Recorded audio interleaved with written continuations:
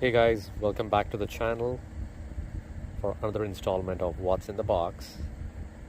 Thanks for being a subscriber. If you're an existing subscriber, thanks for all the support. And if you're new to the channel, please do subscribe and hit the like button. Alright, this is going to be one of those episodes where there's no box. We'll have to look what's outside the box.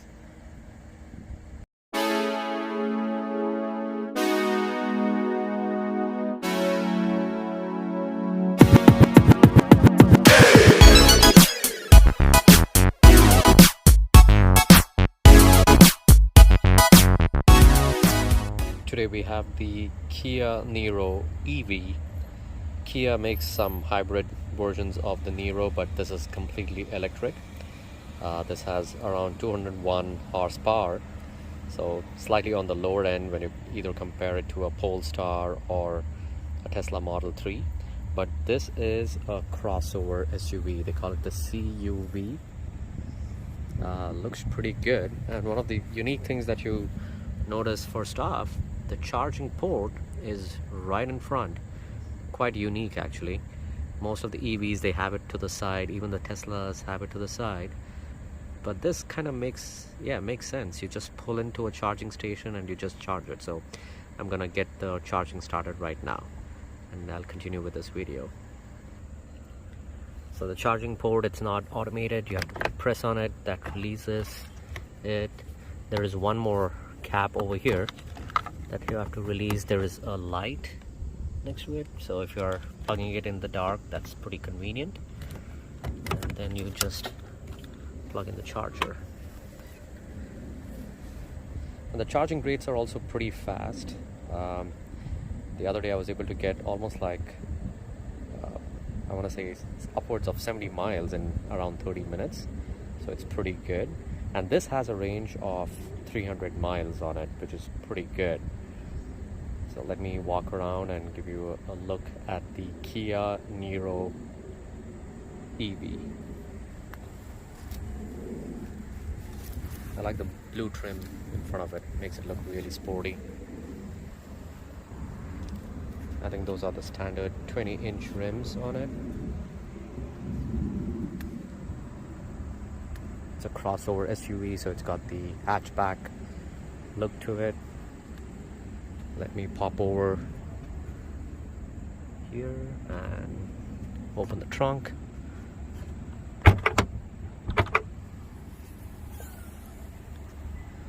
So plenty of space over here. Good sizable trunk. So everything is manual. There is no button to automatically close the trunk, which is fine. It's got a backup camera over here along with the rear windshield wiper. So these start up at around $39,000, $40,000, which is very cheap for an electric vehicle. And at this point when I'm making the video, these are still eligible for a federal tax credit of around $7,500. So yeah, if you're planning to make a switch to electric vehicles, this is actually a good start. And as you guys know, my baby X Model X Plaid was in an accident. So it was a really unfortunate one. I'm still working with my insurance folks. They are being very supportive, so let's see. I've already placed an order for a replacement, but in the meantime I'm getting to explore these electric vehicles, which I would have never otherwise driven if I had my Tesla. But in any case, this is a good experience driving other electric vehicles. I had the opportunity of testing out the Polestar, which is pretty good, and this is the Kia Niro EV. Alright, let's take a look at the interiors. Kias are always good value for the money, and even in this, the interiors are pretty decent for the money that we are paying.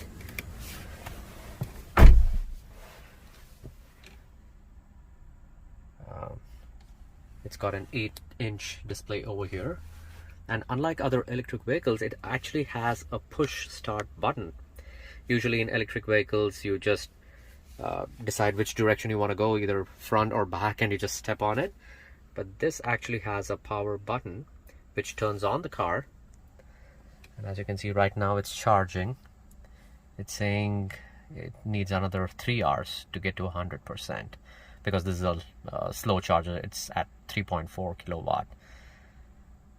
All right.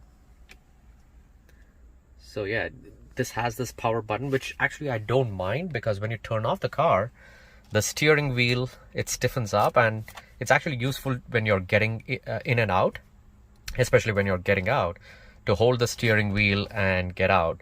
In a regular electric car, it's pretty much still on, so this doesn't become stiff. So when you hold it, it just goes down. So I don't mind this at all, having the power button over here. All right, let me turn this on. It's doing a system check, and it's basically saying it's plugged in, and to start the vehicle I have to unplug it. Right, so as you can see right now, I still have 258 miles in range, and when I make it 100%, it can get me up to 300 miles, which is pretty good. This is the 8-inch display, all the configuration. Sorry about all the fingerprint on the screen. I'm not sure if you're able to view it with the sunlight and all the fingerprints on it, but similar to other electric vehicles, all the configuration is done through this center console. Let me try to get in over here. Sorry about that. EV, if you click on that, the configuration is over there. If you want to go back, that's the button. Quite a responsive 8-inch screen. Not bad at all. It's got the map, navigation menu, phone. It's called both Android as well as Apple. It supports it. It's got the phone projection, so if you just plug it in with a USB cable, it works over there. It's got climate control. There's also valley mode, media, and they also have something called as the UVO. They had this button over here as well. I don't know much about it. I think it's similar to OnStar, wherein if you need any roadside assistance, I think that's part of it. It's got some basic controls over here, and it's also got a wireless charger and 2 USB ports. That's pretty convenient. And maybe this is the fast charger over here. And I really like what they have done here in the center console. In the Polestar, this was all wasted space. They had a fancy control over here, and because of that, pretty much you couldn't you couldn't have any storage over here. But at least over here they have a cubby over here. If you slide this back, you have the cup holders. There is more storage over here, and there's also a USB charge port even over here. So in total, like 3 USB charge ports and also a 12-volt car charger over here. Standard steering wheel with some audio controls, and here is the cruise control setup. It's got the lane assist, adaptive cruise control. Yeah, very good value for the money. For $40,000, including, plus the federal tax credit of $7,500, you're getting an electric car, which is pretty good. It's loaded.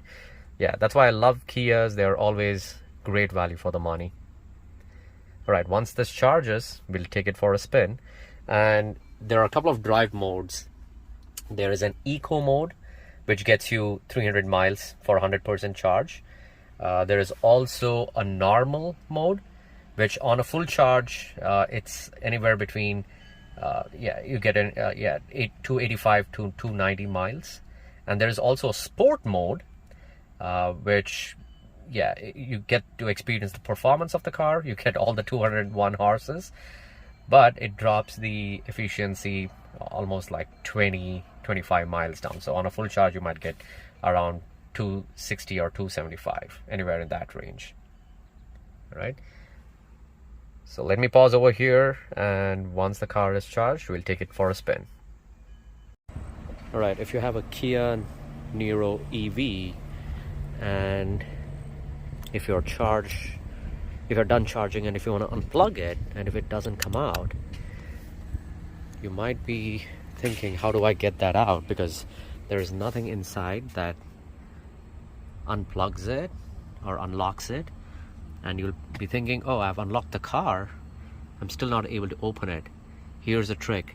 Make sure even the rear doors, pretty much everything is unlocked. So just click this unlock button 2 times, and that actually unlocks even the charging port. So now you should be able to take it out, right? So that's the trick. I've spent some time looking how to unplug it, and I just got lucky. I pressed that unlock button and it comes out. So there's a tip, how to unplug a charger on the Kia Niro EV. So right now the engine is off, or at least the power button is off, and that makes this steering wheel, it locks it, makes it stiff. So getting out, you can just hold this and get out. It's pretty, I don't know if they meant to design it that way, but really helps to get in and out when the car is turned off. And then when you turn it on, that activates the steering wheel.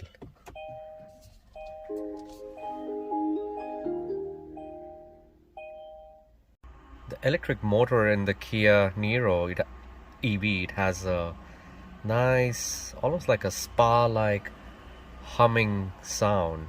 Very soothing. Not sure if you can hear it.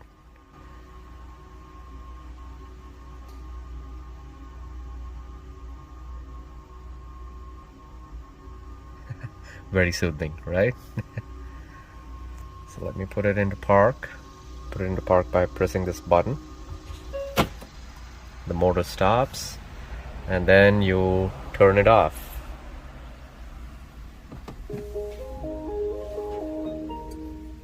And that makes the steering wheel, it locks it, makes it firm, and it's easy to get off. Alrighty.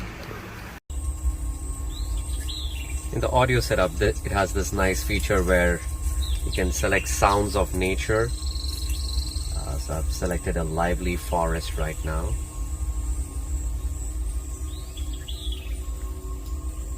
Just makes the driving experience that much more peaceful.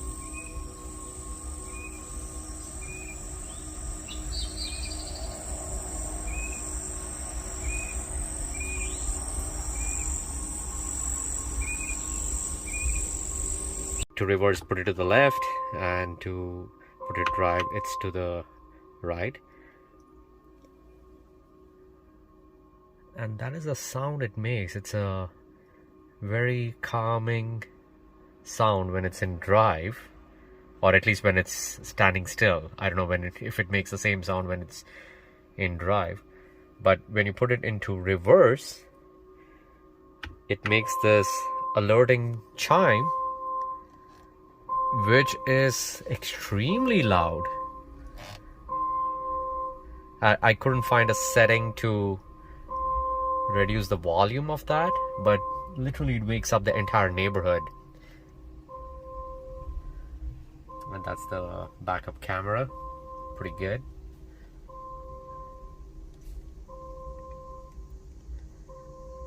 Alright, let's take this for a spin. This is a fun car to drive. Kia Niro EV. So when you are at a decent speed, the steering wheel, it becomes much more firm. So the handling is pretty good. And if you're at a slower pace trying to do a 3-point turn, it loosens up. It's very easy. Within just using one hand, you should be able to drive it.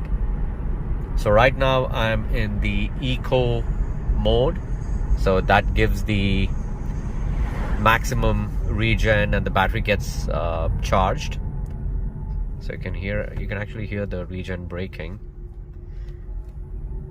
And this in fact even has these paddle shifters. And no, it's not for the gears. This is an EV, but that basically decides how much regen braking occurs. So if I put this, if I tap this a couple of times, the paddle shifter on the right, I'm not sure if you're able to see it on the console over there, it actually reduces the regenerative braking. And if I use this paddle shifter on the left, it actually increases the regen braking. So I was like, when I saw this paddle shifter, I was like, what? Are there gears in this EV? But no, it's basically to control the regenerative braking. So yeah, it's not as powerful as the Tesla or the Polestar, but for city driving, this is pretty good. It's nifty. It's good. Enjoying it. It's got the standard stocks for the indicator.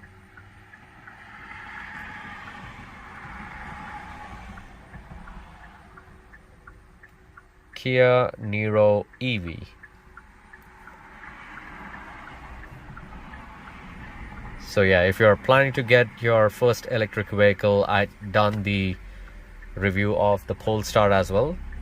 I would actually slightly rate this higher. It's super convenient, nice to drive, not as powerful as the Polestar, but if you're really looking for power, maybe you could go for a Tesla. But if you just want to get started with an EV with all the necessary safety features and the convenience and the price point, of course, nothing can beat a Kia. Kia is always good for, it's great value for the money. Alright, see you guys in the next episode. Until then, take care, and next time we'll see what's in the box. Bye bye.